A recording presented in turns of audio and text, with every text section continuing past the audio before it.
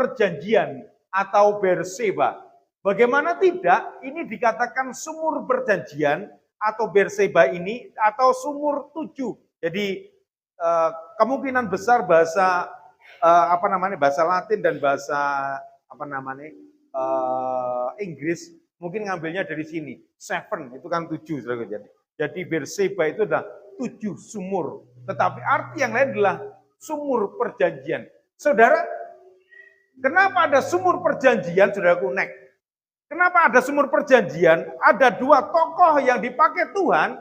Yang pertama Abraham, yang kedua Ishak. Dan 2 tokoh ini adalah bapak dan anak. Dan dua-duanya berjanji dengan kemungkinan besar 1 orang atau kemungkinan besar lain adalah anaknya juga. Yang nama gelarnya adalah sama, yaitu Abimelek. Dan juga dia punya kepala pasukan namanya juga sama, gelarnya Pikol, saudaraku ya. Jadi ada 2 orang,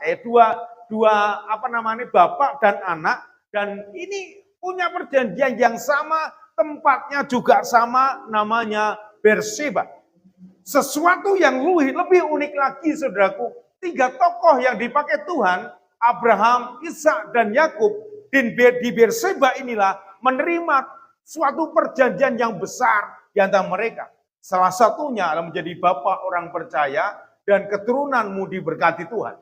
Saudaraku, sehingga tempat ini menjadi tempat perjanjian, menjadi tolak ukur 3 tokoh ini, dia akan dipakai Tuhan secara luar biasa. Dan Seba adalah satu sumur yang berbual-bual juga. Saudaraku, kalau kita memperhatikan bagaimana ini ketika si Ishak ini berada di Gerar, saudaraku ya. Ketika dia di sana dan dia bercocok tanam, bertani dan punya keberhasilan yang luar biasa, dan keberhasilannya ini, saudaraku ya, perhatikan ini, keberhasilan Ishak ini menimbulkan kebencian. Kowe iri hati sik, bariki baru kebencian. Bagaimana tidak, saudaraku? Ada sama-sama bertani, semuanya tani ya, hampir semuanya ya.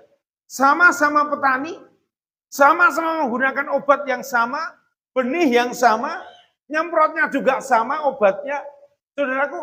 Tetapi terkadang punya hasil yang berbeda. Betul, saudaraku ya. Ini salah satu contoh, saudaraku ya. Sama-sama mungkin nanam kubis. Mungkin bibitnya sama dari satu tempat. Jenisnya sama. Jenis yang terkenal di sini kan jenis Nova mungkin. Mungkin nanamnya sama, nyemprotnya bareng seperti itu. Tapi yang sana mungkin werengen, sini berhasil luar biasa. Mungkin yang kubisnya werengan berkata, wah kayaknya pakai sesuatu obat yang lebih bagus lagi. Ketika digitalnya ternyata berbeda.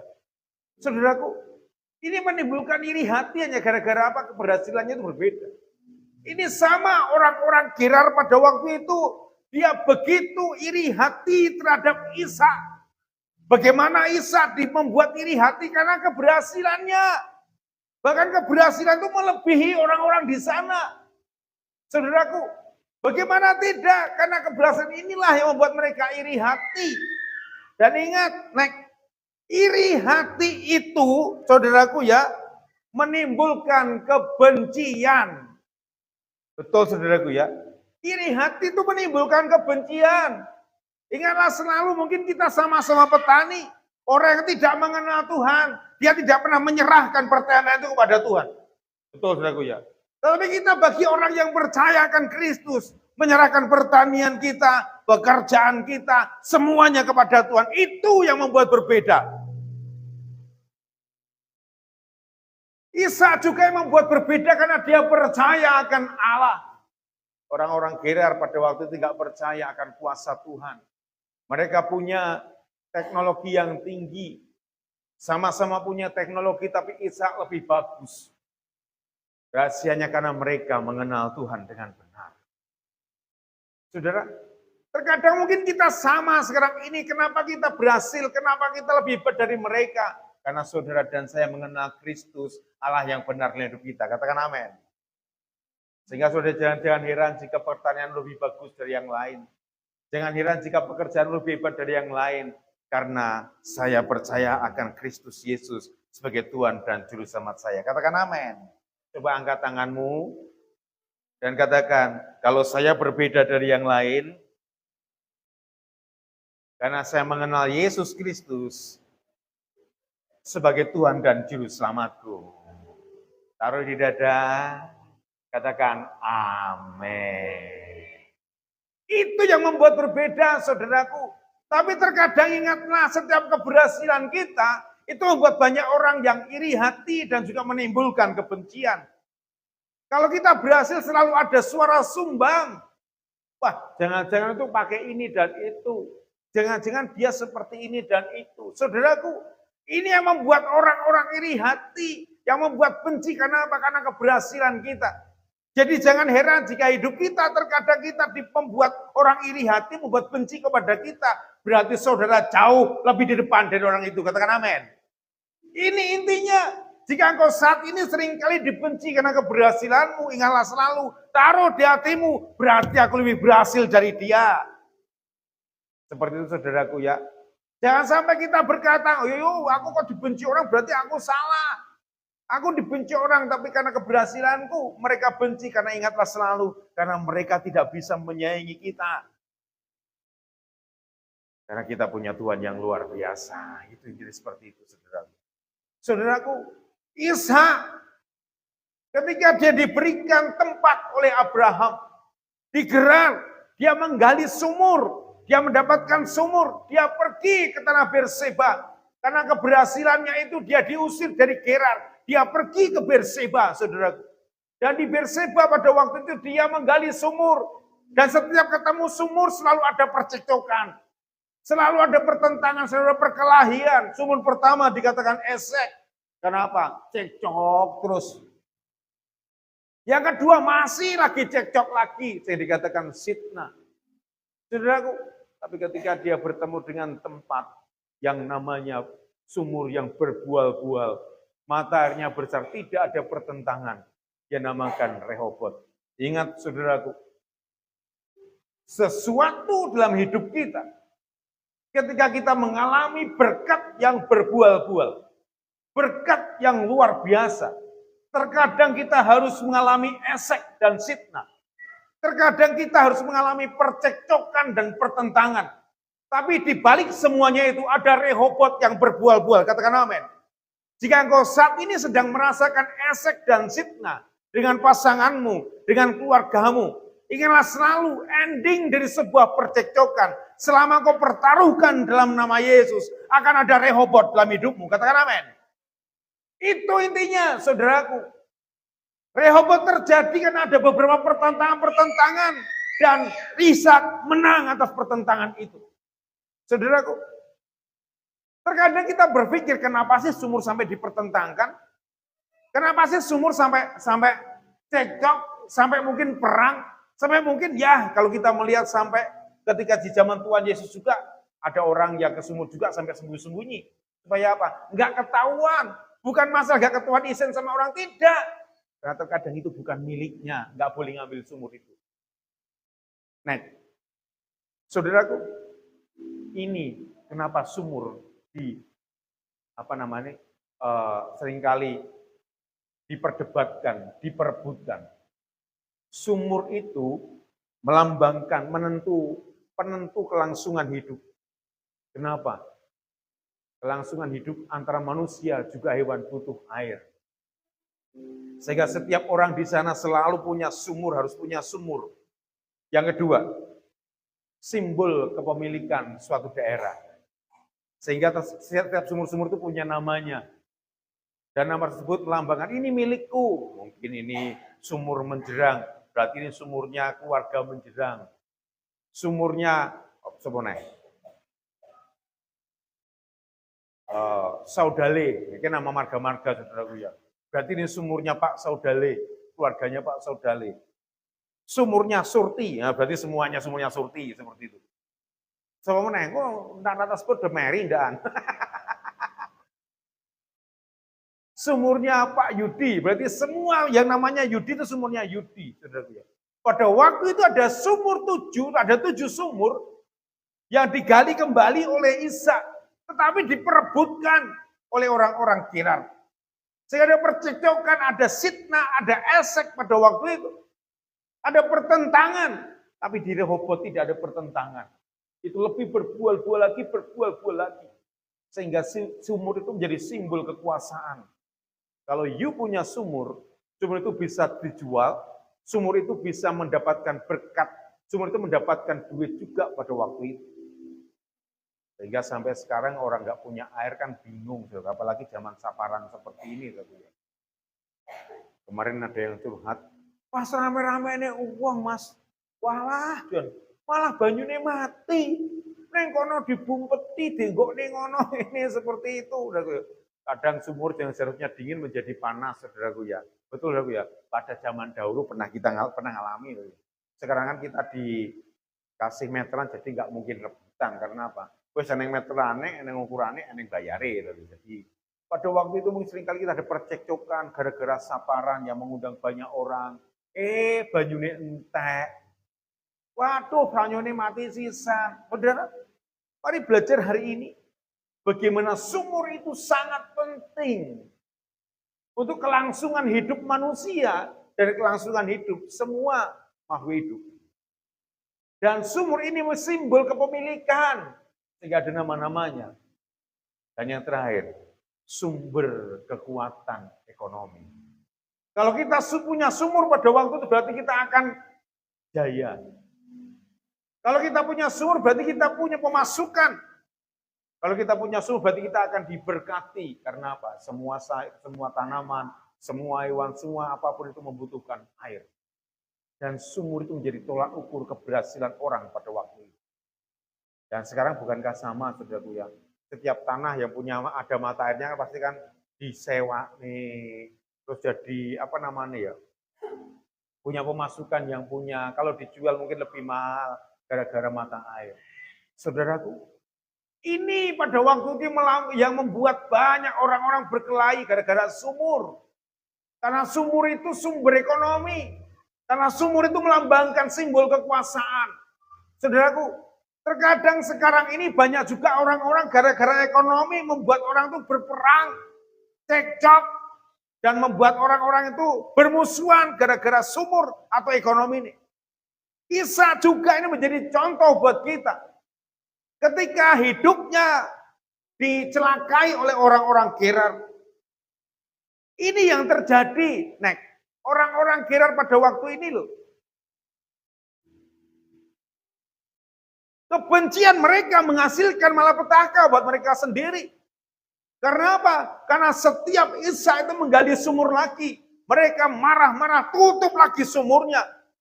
Tapi ingatlah, mereka nggak pernah berhasil dari pertanian mereka. Mereka nggak pernah berhasil dengan usaha mereka. Kebencian mereka itu loh membuat mereka berapi-api untuk apa namanya itu tidak ada kelangsungan hidup buat keluarganya Isa. Kebencian mereka itu membuat malapetaka buat mereka sendiri. Mereka nggak berhasil dengan sesuatunya. Saudaraku, jika engkau benci dengan seseorang, ingatlah selalu, ini salah satu sumber malapetakamu. Karena apa? Kalau saya benci dengan mungkin Mak Rasini, ketemu melengos. Karena apa? Tidak ada damai.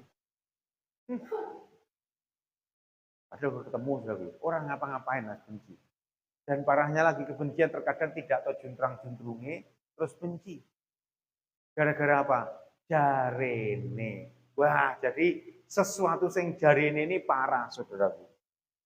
Kita terkadang nggak cross check, hanya mendengar dari satu orang, membuat kata jarene tadi, membuat kita benci dengan seseorang. Suatu ketika saya diajak oleh orang yang cinta Tuhan sebenarnya. Tapi dia setiap ngomong dengan orang yang saya kenal itu dari raut mukanya itu sudah kelihatan nggak senang dengan orang tersebut.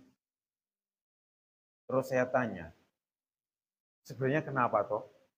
Kamu setiap kita ngobrol orang ini, wajahmu sudah menunjukkan nggak suka.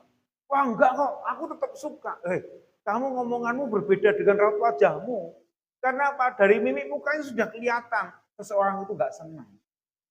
Saudaraku, itu membuat dia nggak punya teman, nggak disenangi teman gara-gara apa?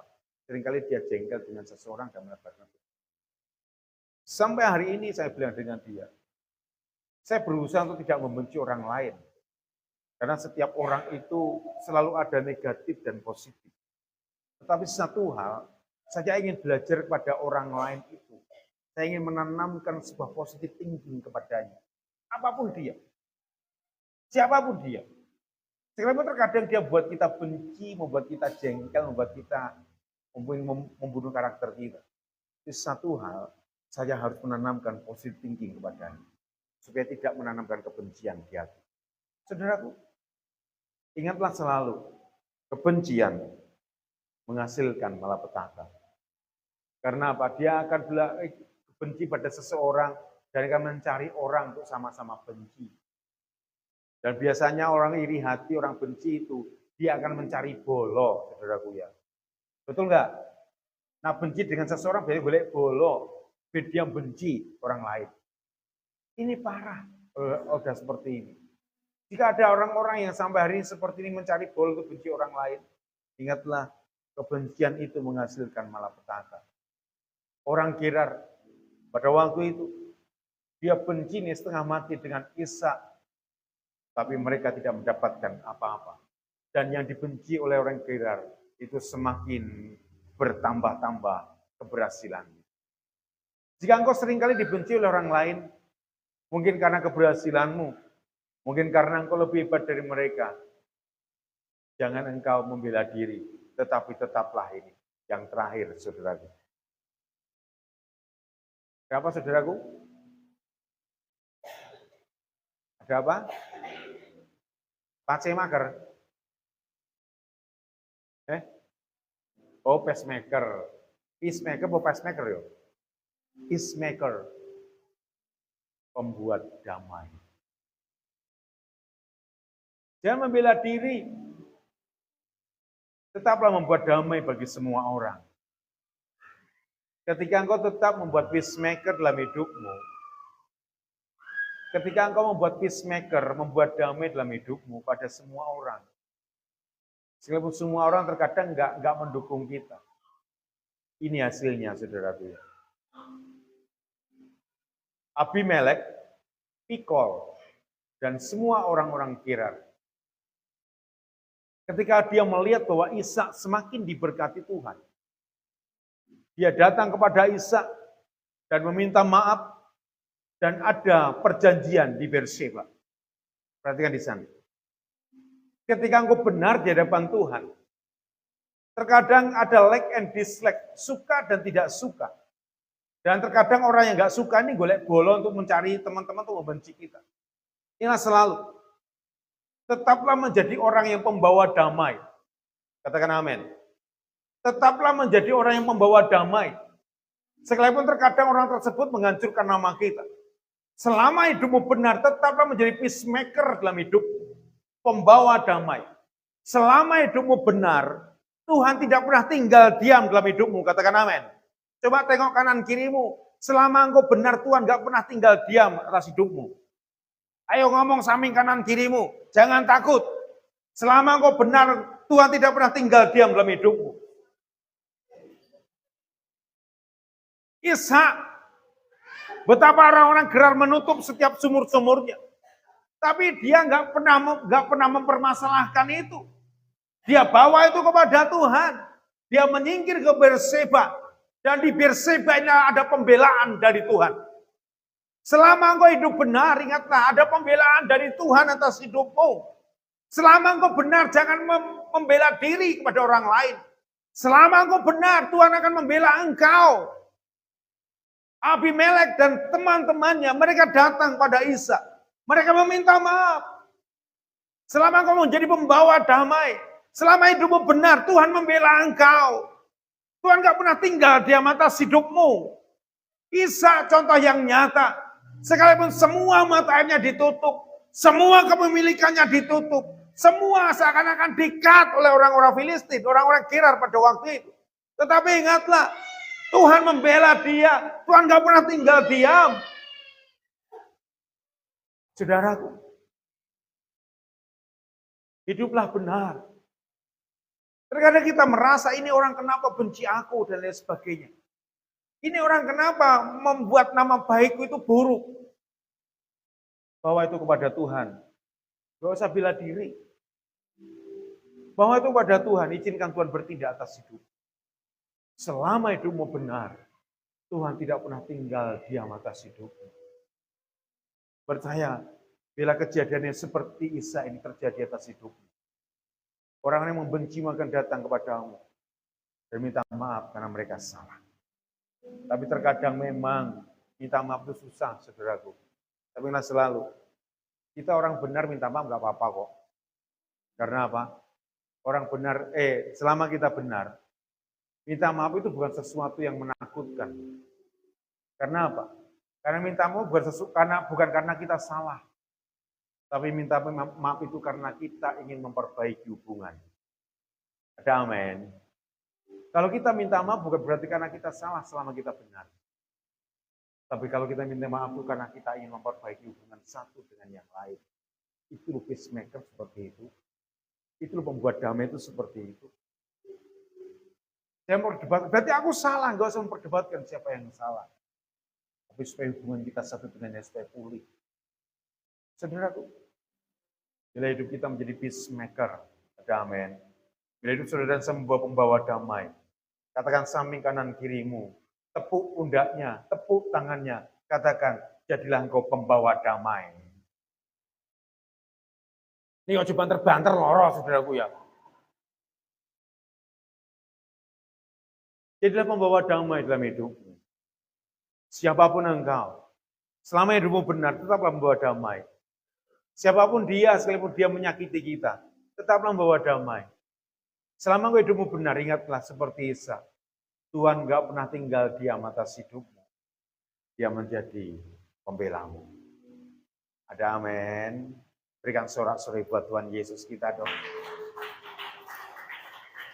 Tuhan kita selalu membela orang-orang yang benar, yang mengasihi Dia dengan tulus. Siapapun engkau, sekalipun kau disakiti, dinodai sampai, dilukai maksudnya. Sekalipun kau disakiti, dilukai, membuat engkau seakan-akan nggak bisa bergerak sana sini karena nama baikmu dihancurkan. Tetaplah jadi pembawa damai.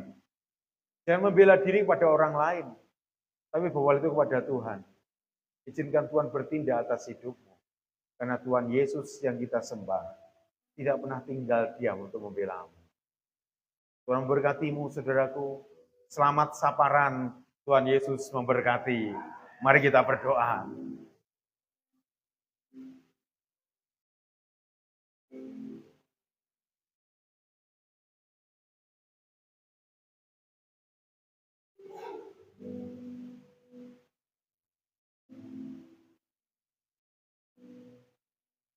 Sungguh besar pengorbananmu bagiku.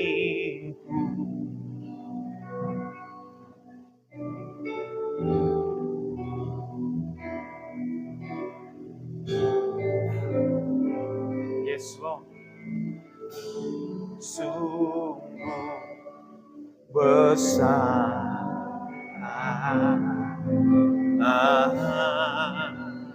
Sungguh indah yang kau pikirkan tentang tanda selami bagiku.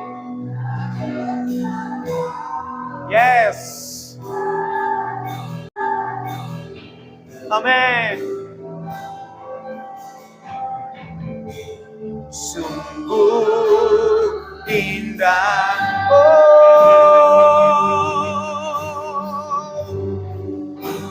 sungguh besar tanganmu bagiku, terlalu dalam untuk dimengerti.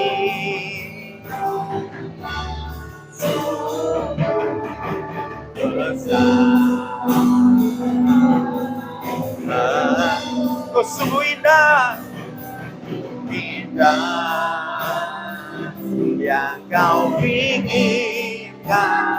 tenang, tak terselami pagi.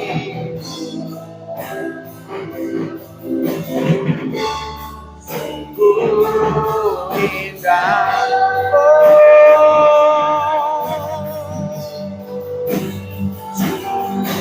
besar pengorbanan bagi, terlalu dalam untuk dimengerti. Sungguh besar, sungguh indah yang kau pikirkan tentang, tak terselami bagi. Sungguh indah. Saudara, mari belajar seperti Ishak. Mungkin mata pencarian kita ditutup kayak Ishak. Mungkin nama baik kita dihancurkan. Mungkin sumber penghidupan kita sudah gak ada gara-gara orang lain. Tetaplah hiduplah benar dan menjadi peacemaker. Pembawa damai dalam hidupmu.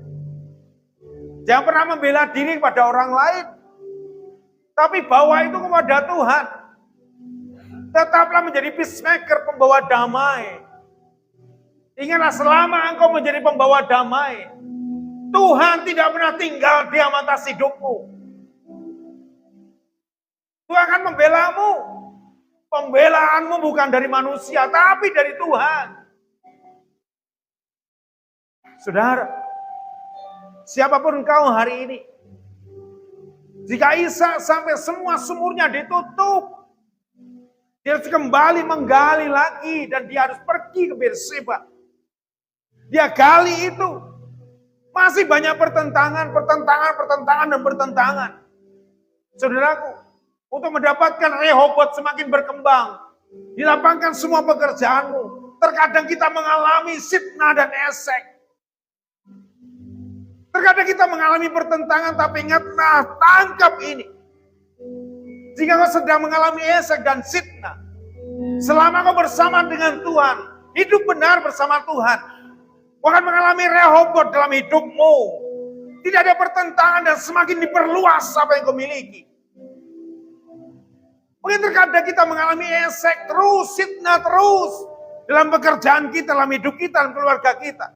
Ingatlah, pertentangan itu selama kau hidup benar, satukan hati bersama dengan Tuhan.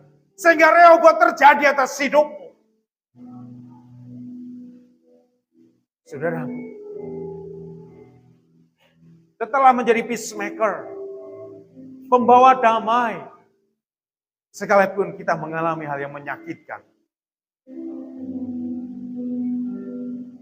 tetaplah membawa damai. Selama kau menjadi pembawa damai, ingatlah selalu, Tuhan gak pernah tinggal diam atas hidupmu. Tuhan gak pernah tinggal diam atas hidupmu. Tuhan akan membelamu. Tuhan membelamu setiap langkah hidupmu. Menjadi pembawa damai.